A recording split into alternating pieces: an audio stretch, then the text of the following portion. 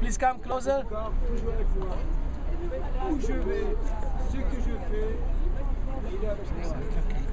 We're standing now on top of Mount Olives as if exactly as Jesus would stand when he would come from the desert, the Judean desert, climb up Bethany from the eastern side of Mount Olives and actually look down into the old city. Top of Mount Olives looking into the old city, only this is not what Jesus would see. Jesus would see what you would see tomorrow in the scale model in the Israel Museum. You would see Jerusalem of Second Temple period, where on top of Temple Mount area in the platform you would see the temple, the biggest massive area of the Jewish temple. What you see today here is you see the Dome of the Rock, the Al-Aqsa. We'll talk about it. So from top of Mount Olives, we're going down. This church over here between the trees is a church called Dominus Flevit, the church that looks like a drop. Dominus Flevit, the cry of the Lord. This is traditionally where Jesus stood when he looked at Jerusalem and wept of the destruction of Jerusalem. Then down, there's a golden edge domes. That's the Russian Orthodox Church of Mary Magdalene. And below that, where the buses stop, where the buses stand in the valley, this whole green area is the Garden of Gethsemane. That's where we're going. The Church of All Nations, Church of Agony, the Garden of Gethsemane. It has different names for the same thing. Then you cross over the Jehoshaphat Valley and you get into the Temple Mount complex. The gate that you see there's a double gate blocked. That's the Golden Gate, the gate where the Messiah will enter into Jerusalem when the Messiah will come on Mount Olives. That gate was blocked by the Muslims at the 7th century when the Muslim occupation arrived. And there was a Muslim cemetery put in front of the gate to prevent the Messiah from entering into the temple area. Because if you have a cemetery and you cross for a cemetery, you're unholy. If you're unholy, you cannot go into the temple. That was the idea. Then you see the Temple Mount platform, and on top of Temple Mount platform, you see the Dome of the Rock with the golden dome. That's where the first and second Jewish temple used to stand, the Rock of the Holy of Holies. And left from it, you see the black dome. That's the Al-Aqsa Mosque.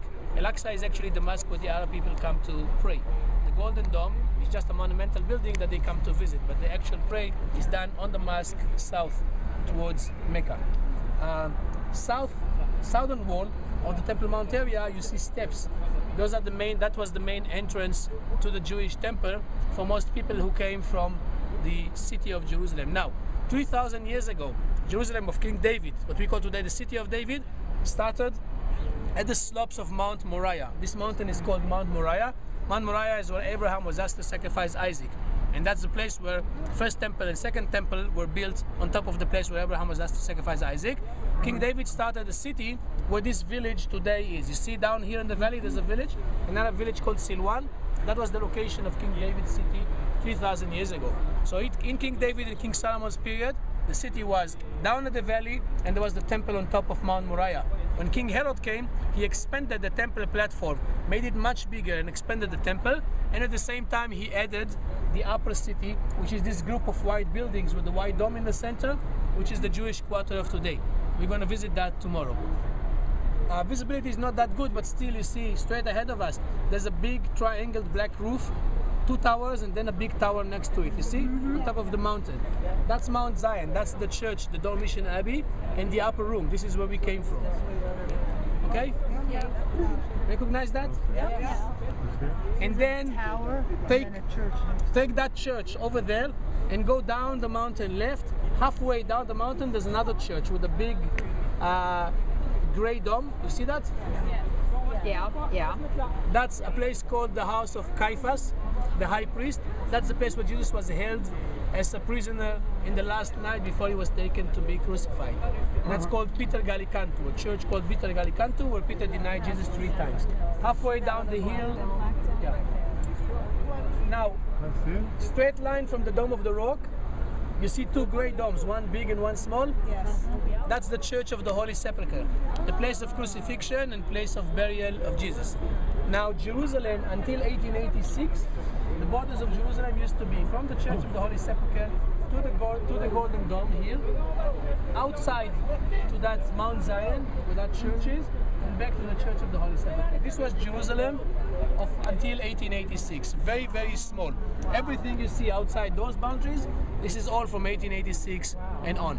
And right here in front of us, between us and Temple Mount, there's a Jewish cemetery of Mount Olives, because Jewish tradition also says that the Mashiach will come here. When the Messiah will come here, there will be a resurrection of the dead. And the closer you are to the temple, you'll be first in line. So everybody wanted to be buried. Everybody wanted to be buried close to the temple. So when time comes, they will just be able to get up and go into the temple.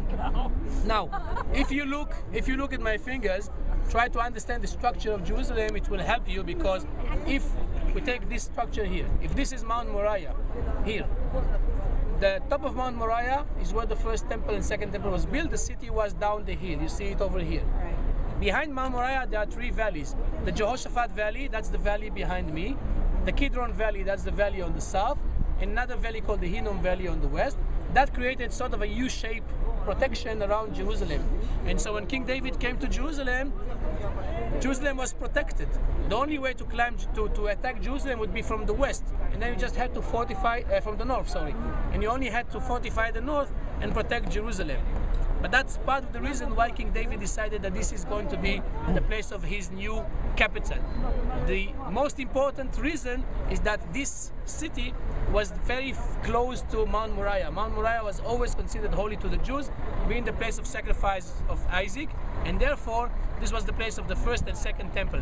Chronologically, if you take 3,000 years of King David as a start point, 3,000 years ago there was King David. 986 BC, King Solomon builds the first temple. This temple lasts 400 years, destroyed by the Babylonians at 586 BC. After that, the people are on exile. They come back 70 years later by Cyrus, the king of Persia, and they come led by Ezra and Nehemiah. They rebuild the walls of Jerusalem and once again use the remains of the Solomonic temple. This goes through to the Hellenistic period. The Greeks arrive here at 3rd century BC. They take over. The Jews rebel against the Greeks. They win. They have a Jewish dynasty called the Hashmoneans. They rebuild the temple again. They rule until the Roman period. 2,000 years ago comes King Herod. He takes this smaller destroyed temple, makes it huge, big platform, build it, renew it, makes it the most beautiful building in the Roman Empire, and open the temple platform around it so visitors, non-Jewish visitors, could come. This temple lasts only 70 years. Destroys at the year 70 AD by the Romans. People go on exile, this time for good, for 1900 years. This Jerusalem goes from hand to hand. 324, the Christians arrive here. They build churches. Jerusalem is now Byzantine, Christian. 7th century, the Muslims arrive here.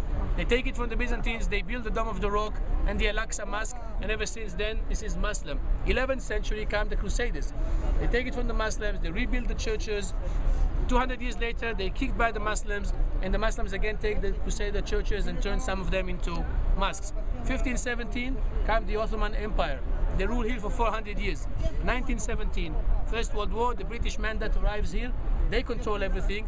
Until 1948, the War of Independence, the Jordanian army manages to cross the Jordan River and conquer the entire West Bank, including Jerusalem. So once again, this city is Jordanian until 1967, when the Israeli army comes and conquers Jerusalem and unites Jerusalem into one city.